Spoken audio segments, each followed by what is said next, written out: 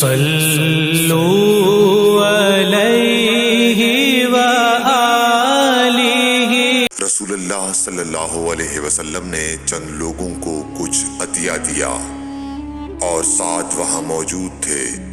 وہ کہتے ہیں کہ رسول اللہ صلی اللہ علیہ وسلم نے ان میں سے ایک شخص کو کچھ نہ دیا، حالانکہ وہ ان میں مجھے سب سے زیادہ پسند تھا۔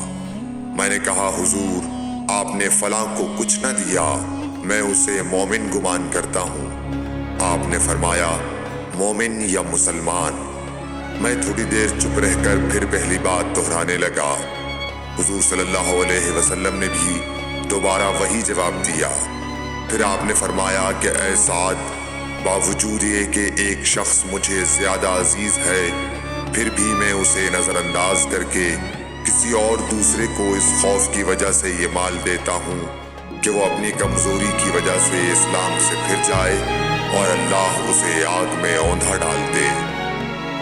صحیح بخاری حدیث نمبر 27۔